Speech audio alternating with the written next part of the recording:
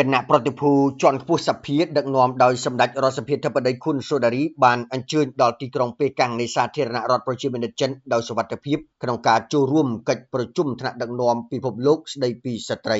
សម្ដេចមហារដ្ឋសភាធិការធិបតីខុនសូដារីប្រធានរដ្ឋសភានៃព្រះរាជាណាចក្រកម្ពុជានៅព្រឹកថ្ងៃទី12ខែតុលាឆ្នាំ2025នេះសម្ដេចបានអញ្ជើញដឹកនាំគណៈប្រតិភូជាន់ខ្ពស់រដ្ឋសភាអញ្ជើញធ្វើដំណើរដល់ទីក្រុងប៉េកាំងនៃសាធារណរដ្ឋប្រជាមានិតចិនដោយសុខសុវត្ថិភាពដើម្បីចូលរួមកិច្ចប្រជុំថ្នាក់ដឹកនាំពិភពលោកស្ដីពីស្ត្រីដែលនឹងប្រព្រឹត្តធ្វើពីថ្ងៃទី12ដល់ថ្ងៃទី14ខែតុលាឆ្នាំ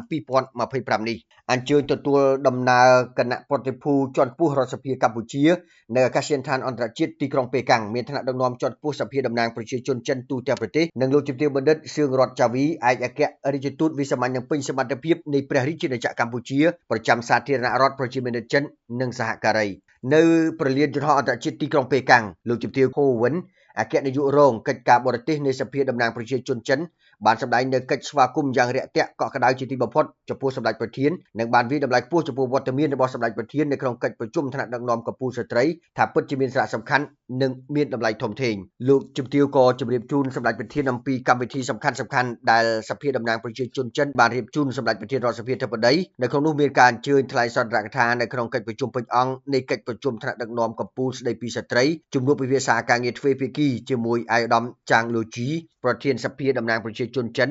និងការធ្វើបទសម្ភាសន៍ជាមួយនឹងទស្សនាវដ្តីសភាតំណាងប្រជាជនចិនជាដើមនៅក្នុងឱកាសនោះដែរសម្ដេចរដ្ឋសភាធិបតីបានសម្ដែងនៅការអរគុណចំពោះលោកជំទាវហួវិននិងសហការីតំណាងឲ្យសភាតំណាងប្រជាជនចិនដែលបានអញ្ជើញមកទទួលស្វាគមន៍និងរៀបចំកម្មវិធីយ៉ាងល្អនិងហ្មត់ចត់ជូនគណៈប្រតិភូរដ្ឋសភាកម្ពុជាសម្ដេចរដ្ឋសភាធិបតីបានជម្រាបជូនលោកជំទាវហួវិនថានៅពេលណាក៏ដោយនៅពេលដែលសម្ដេចមកដល់ប្រទេសចិនគឺតែងតែមានអារម្មណ៍ថាដូចជាមកលេងផ្ទះបងប្អូនអញ្ចឹងដែរត្បិតប្រទេសទាំងពីរកម្ពុជានិងចិនមានប្រវត្តិទំនាក់ទំនងនិងចំណងមិត្តភាពយូរលង់ហើយទំនាក់ទំនងបានបន្តថែរក្សានិងពូនជ្រុំដោយថ្នាក់ដឹកនាំគ្រប់ជំនាន់សម្ដេចរដ្ឋសភាធិបតីបានជម្រាបជូនលោកជំទាវថាសម្ដេចធ្លាប់បានចូលរួមកិច្ចប្រជុំមេដឹកនាំកម្ពុជាស្ត្រីម្ដងរួចមកហើយដែលពេលនោះគឺកិច្ចប្រជុំលើកទី4នៃឆ្នាំ1995ដែលបានអនុម័តនៅសេចក្តីប្រកាសនិងផែនការសកម្មភាពទីក្រុងប៉េកាំងដែលឯកសារនេះបានប្រើប្រាស់ជាឯកសារគោលសកលនៅក្នុងការជំរុញឲ្យមានការកែតម្រង់និងបានធ្វើឲ្យសមភាព gender ក្លាយជាតម្លៃសកល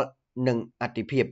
សូមជម្រាបថាកិច្ចប្រជុំថ្នាក់ដឹកនាំពិភពលោកស្ដីពីស្ត្រីគឺជាការជួបប្រជុំថ្នាក់ដឹកនាំស្ថាប័ននីតិបញ្ញត្តិនីតិប្រតិបត្តិនិងដៃគូអភិវឌ្ឍន៍នានានៅក្នុងក្របខ័ណ្ឌអង្គការសហប្រជាជាតិដើម្បីពិនិត្យវឌ្ឍនភាពនៃសេចក្តីថ្លែងការណ៍ទីក្រុងប៉េកាំងឆ្នាំ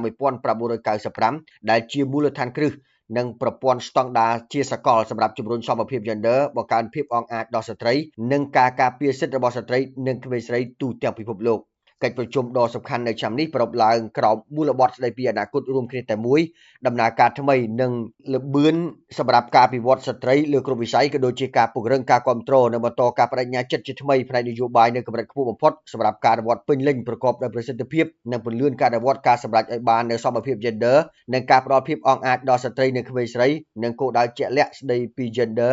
នៃរបៀបវារៈឆ្នាំ2030សម្រាប់ការអភិវឌ្ឍប្រកបដោយចីរភាពវិបុលភាពនិងបរិញ្ញាប័ន្ន